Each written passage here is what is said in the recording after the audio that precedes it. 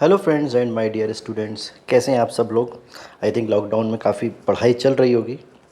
और सबसे पहले तो आप लोगों का बहुत बहुत थैंक यू, जो मैं वीडियोस अपलोड कर रहा हूँ उसके लिए।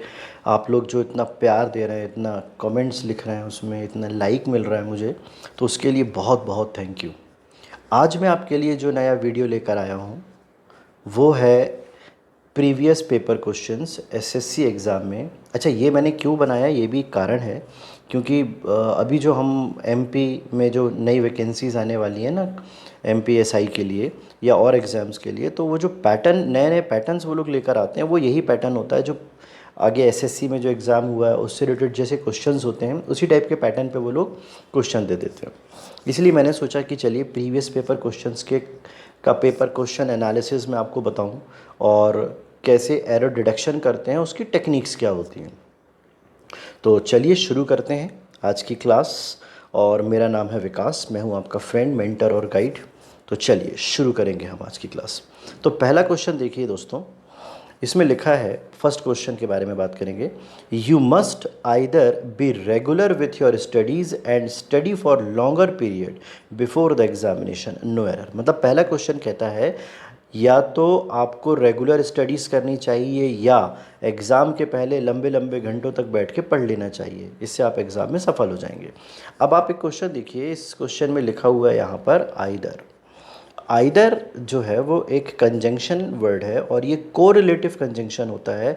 ये हमेशा कोरिलेट करता है, हमेशा किसके साथ, आइदर के साथ। आप जब भी देखोगे ना तो आइदर के साथ आपको मिलेगा और, आइदर के साथ हमेशा क्या मिलेगा, और। लेकिन आगे देखिए, B regular with your studies, और यहाँ लिख दिया उन्होंने एंड। अब ये सही नहीं है। जब भी आप आइदर को लेके चलोगे तो आइदर के साथ हमेशा आना चाहिए एंड। तो एंड को हटाकर अगर हम यहाँ पर और लिख दें, एंड को हटाकर हम क्या लिख दें, और, तो हमारा ये आंसर सही हो जाएगा। कोरिलेटिव कंजंक्शन है, सेंटेंस सही हो जाएगा। आई थिंक समझ में आ गया होगा। चलिए नेक्स्ट क्वेश्चन देखते हैं। The new taxation rate announced by the government, मतलब जो नए टैक्सेशन रेट सरकार ने अभी अभी अनाउंस किए हैं, are bound to effect the export sector. उससे एक्सपोर्ट सेक्टर में बहुत ज़्यादा प्रभाव पड़ेगा, उस चीज़ का बुरा प्रभाव पड़ने वाला है, ये वो ऐसा कह रहा है। अब यहाँ पे आप देखें इस पूरे क्वेश्चन में बाउंड टू इफेक्ट, यहाँ EFFECT वर्ड लिखा है जो कि इफ़ेक्ट है, और इफ़ेक्ट का मतलब होता है किसी चीज़ का प्रभाव, मतलब असर।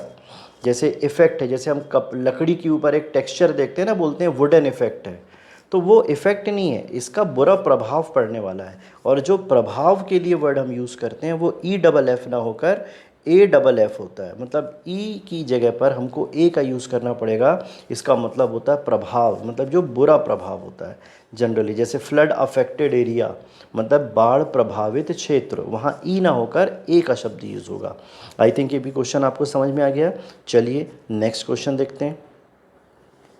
दीज डेज यानी आजकल, job opportunities are not as better as that used to be in the early 70s।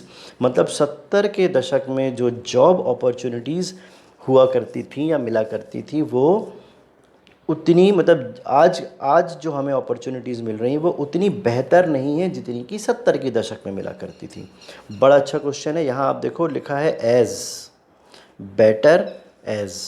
जब भी आपको एक बात याद रखिए, आपको मिले एज और आपको दिखे एज, दो बार एज एज, तो एज के बीच में हमेशा पॉजिटिव डिग्री का यूज़ करना है।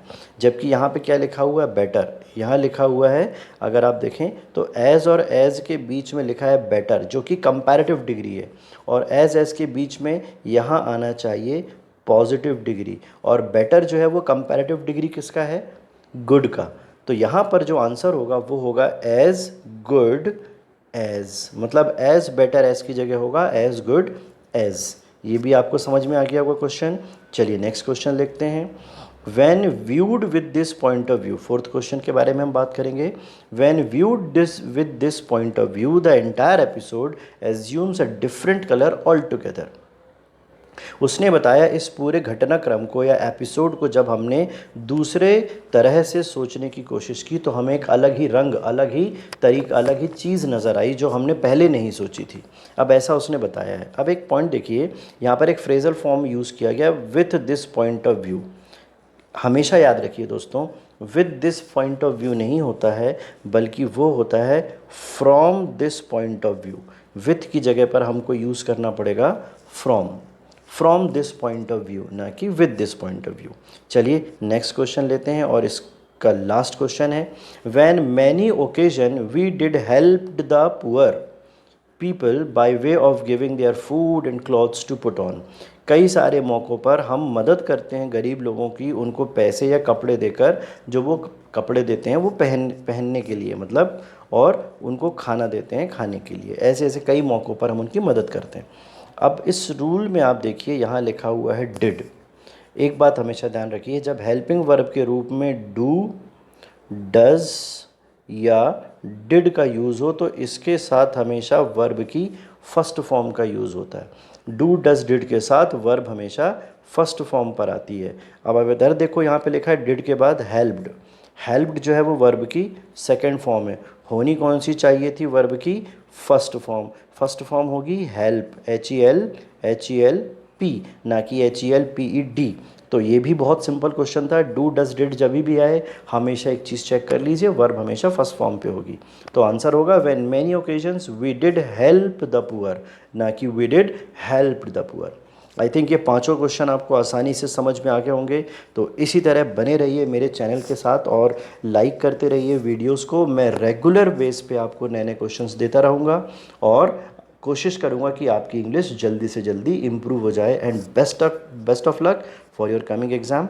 By the time of lockdown stay healthy, stay fit and stay safe in your home. चलिए, थैंक यू वेरी मच। मिलते हैं नए वीडियोज़ में।